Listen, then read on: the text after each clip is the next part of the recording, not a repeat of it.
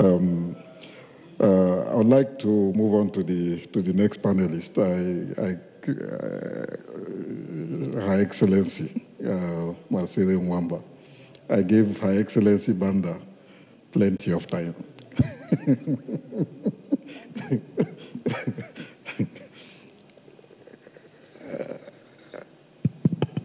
I hear you, Mr. Chairman, and I will try to keep my remarks brief. Firstly, President Banda has given such an impassioned speech and covered so many issues that are contributors to effective transformative governance that it would only serve to echo what she has just said. And I think I would like to start where she stopped off. She talked about the importance of effective leadership in this transformative agenda that we are looking at today. And I wanted to look at it from the point of view of where do the results of this effective leadership show up. Only yesterday, the World Economic Forum issued the competitiveness index for 2017 to 2018. In that competitive index, in the top 10, there isn't a single African country. In the top 20, there isn't a single African country. In the top 30, there isn't a single African country. The first African country to show up is Mauritius at number 45. And at number 45, Mauritius scores highly at 27 on market efficiency, on institutions, and on business sophistication. The second country to show up is Rwanda at number 58. Rwanda scores extremely highly on efficient labor market at a global number 8 and 16 on institutions. The third country to show up is South Africa with at number 61, Botswana 63, and Morocco 71. Now, it's very easy for us to sit back and say, what are the factors? Who is doing the evaluation? What kind of data are they relying on? It's very easy for us to look at it and stand back and say, this is not what we say about ourselves. This is yet again an agenda that other people say about us. And it would be easy to buy into that argument if these indices were not looking at the state of our institutions, if they were not looking at the level of infrastructure, the macroeconomics that we have, the education, primary education, the levels of health and higher education in our respective countries, and the level of innovation. All of these factors in the first section of our presentations today showed up over and over again. How will we know that we are achieving transformative leadership and achieving good governance if we don't have measures that help us understand where we are? The measure at the end of the day is the measure of how our people are responding and what the situation and what the feedback we get is from the ground. So when I looked at the position paper that was presented to us, I was struck by the term peacelessness, because peacelessness to me also indicates that these are some of the early warning signals that say to us all is not well on the ground. And a lot of the times we pretend or we prefer not to attend to this level of peacelessness because we want to numb ourselves into believing that we are on the right track and we are doing things right. That is why we put so much emphasis on elections and on successful outcome of elections, because that again is a pacifier. It's something that says we are doing something right. What we don't look at is what is the level of opposition. What we don't look at is what are the pockets of issues that are being brought forward during an election. What we don't look at is what the level of poverty and the level of engagement is. In so many African countries, we have such a high level of voter apathy, and very, very rarely do we respond to why our people not even bothering. because we spend so much time on the legitimacy and legitimizing our right to rule or our right to govern without looking at the end of the spectrum to say, what is it that our people are gaining and what is it that we are doing? Competitiveness is not just about how we rank on these global scales, but it's about the livelihoods of our people. So that by way of introduction, Chairman, thank you. Thank you very much indeed, Ms. Masire Mwamba, and your invitation to us to begin to think from now about what some of the key indicators would be of a transformative system of governance fit for our continent, with also attention not just to the institutions, the innovations, the services, and capacity to deliver them, but also, importantly, the silences and the discontents that pervade many of our societies and which we don't usually measure as embodied in the concept of peacelessness. I'm feeling very lucky today, sandwiched between a former president and an aspiring president.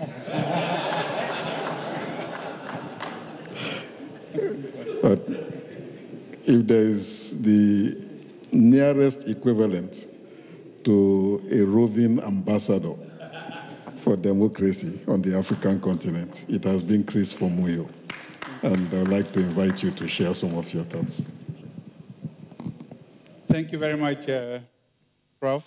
It's a real pleasure to be here, and because this is my first opportunity, I should thank UNDP and International IDEA for organizing this high-level panel discussion. And also really thank you, Prof, for your commitment to our continent. You've been going at this for over 2 decades now. You started when you had a lot of hair and you're much younger. But I'm really delighted that you haven't given up on the continent. It's really a privilege to be here, and I mean, to sit between the two brains of our think piece and to share the podium with Her Excellency. In fact, she and I were at an event on Capitol Hill just on Monday, at the beginning of this week, celebrating the success story of an African woman, and I'll come back to that at the end of my remarks. And also with my sister, Masekwa, whom we fondly call Triple M. It's really a delight to be here. And let me just contribute to the conversation by saying that for many of you in the room, for many of us who've been working on these issues for the past 2-3 decades, the debate, the discussion about transformational governance on our continent is a much easier conversation today than it was 2 decades ago. Because we've got our success stories. Obviously, the challenges are still out there. But we have a number of countries on the continent that are doing very well, that are doing much better, and that could really serve as examples that others could emulate. It's also very useful to underscore the impact of the economic governance component of that conversation. And I was really pleased that in the think piece, there was a lot of effort put into developing that. Because we've seen in the last decade, all of these rosy pictures about growth rates on the continent, which in many cases were real, but also which unfortunately didn't really translate into an improvement of the well-being of ordinary citizens on the continent. And I was delighted when Dr. Sonia said that there's been an effort to move that conversation from a simple calculus on the GDP to real impact, trying to measure the impact on human development. And I think that's really important for our continent because those good figures were being misinterpreted in certain circles, where people then raised the false dichotomy that you could do well on the economic front and ignore the other components of human development, ignore the issues that have to do with democratic governance, and political space and citizen participation and accountability and transparency. And so from a certain perspective, you may want to say that the fact that those growth rates were based on, for the most part, the extractive industries, which really followed the patterns of the 60s, where we extracted our resources and we exported them. We didn't create additional value in our respective countries. There were no transformational industries to be able to transform our raw materials. And that formed the basis for a lot of that growth. And what we've seen in the past 2 or 3 years has been the fall on oil prices and the prices of many other commodities that have brought down those rates. The silver lining in that is that it has pushed a lot of our leaders, it's pushed a lot of our governments to now put more emphasis on being able to perform and to deliver services to their citizens. So we can no longer take comfort in the high, I would even say, artificial growth rates, but we have to look very keenly on how the governance models that we have in our respective countries are having an impact on our citizens on a daily basis, and whether their well-being, their way of life is being improved by how we govern. The third thing I would like to share by way of comments to the third piece and to the remarks of our earlier panelists has to do with the connection between peace and development and democratic governance, which has been dealt with in the third piece as well. Because some of these things are so evident that you wouldn't even imagine that we would spend time talking about them. But we have to, because while we celebrate the success that has been accomplished on the continent, regrettably, we still have on our continent leaders that are blinded to the fact that you cannot have peace in isolation. You cannot have peace when a huge segment of your population feels excluded, either from the economic benefits of governance or even from issues of space, political space and participation. And I think when you look at our continent, thinking about my sister at 3 a.m., I can't help but think about President Kate Masiri, who was one of my mentors on this continent and who always told me, he said, Chris, always remember, you can sometimes call a spade an agricultural tool and everybody would understand what you're saying. You don't have to call a spade all the time. But sometimes I think it's important to put these things on the table so we can have a frank discussion amongst ourselves as Africans. Because the issues of peace and development and democratic governance are so intertwined. And that explains the difference between two countries that may have similar historical backgrounds, but that are performing very differently. That explains the difference between a Cape Verde, for example, and a Guinea-Bissau. That explains the difference between a Benin and a Togo next door. That explains the difference between a Botswana and a Zimbabwe. These things are so evident that you wonder why some of our leaders still are oblivious to the fact. That explains the difference between a Rwanda and a Burundi, or even a Rwanda that doesn't have natural resources, and a DRC that has tremendous resources, but is not able to manage those resources in a way that can have a direct impact on the well-being of its citizens. And I think that unless we begin to deal with these issues in a very forthright manner, that we challenge our leaders to sit around the table and talk plainly and clearly to their citizens, to civil society, to civic leaders on these issues, and to take on the responsibility to be able to explain to citizens how their governance models are impacting their lives, that we're going to continue to be a continent which sometimes is broadly defined as being restless or restive, where the notion of peacelessness is being defined as a communality, as an ordinary way of life, whereas it ought not to be.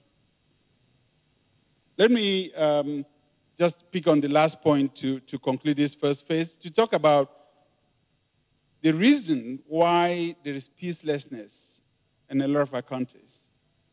Has to do with this sense of deprivation, of the citizen feeling they don't have voice, they don't have space for participation, they're not being heard, they're not being listened to. And there's one phenomenon which I think some of our leaders are still missing out on. The dissident of today, almost across this continent, is not your farmer in the rural areas who is fighting over land, a land dispute with his neighbor. It's not the uneducated individual who cannot express themselves or who doesn't have thoughts about how the country could be better governed. The dissident today in Africa is the intellectual, is the well-educated young man with college degrees, but who doesn't have a job. Is the urban dweller who sees a further deterioration in their well-being, even though they've invested all of their savings to be able to come into the main city and seek out an improvement for themselves. That's where the dissidence is coming from. And these individuals could very well govern many of our countries, if given the opportunity. And that's why they're challenging these governments on a daily basis.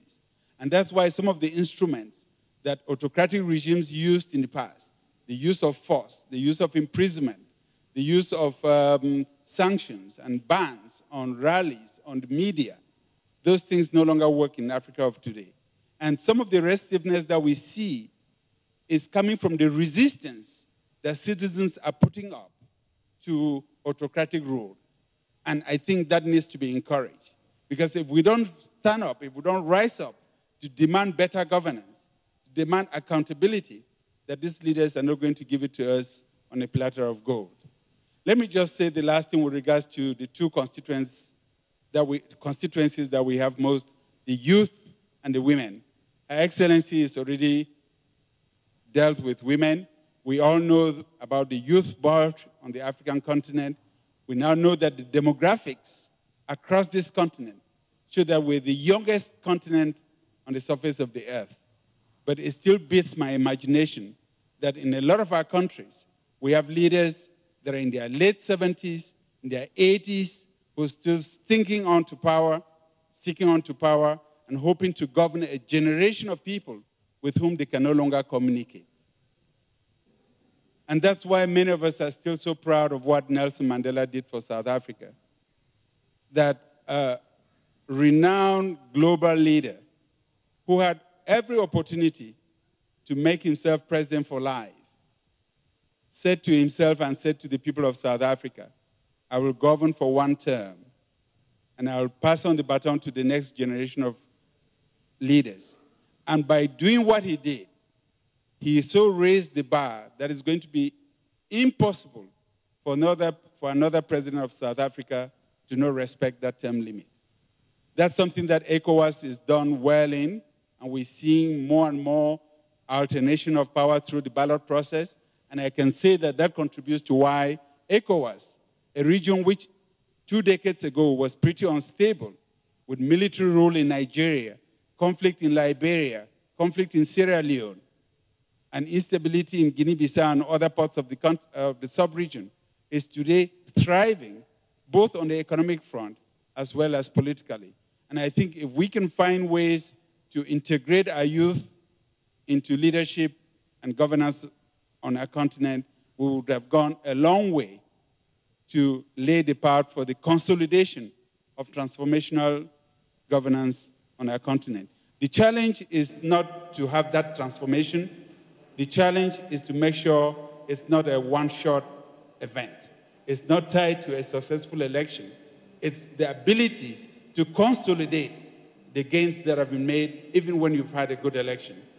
That's why today many of us are celebrating the fact that Liberia, after having had a transition in 2005 with a democratically elected president and a woman president at that, the first country to have an elected woman president on the African continent, has gone through a continuous period of 12 years without violence and without conflict, and is now on the verge of organizing elections that would allow for a peaceful transfer of power from one democratically elected leader to another, something that hasn't happened in Liberia since 1944. There's reason to celebrate, but we must challenge ourselves to emulate what is working and to consolidate what is working so that the next generation could have a better Africa than the one that we currently see before us today. Thank you very much.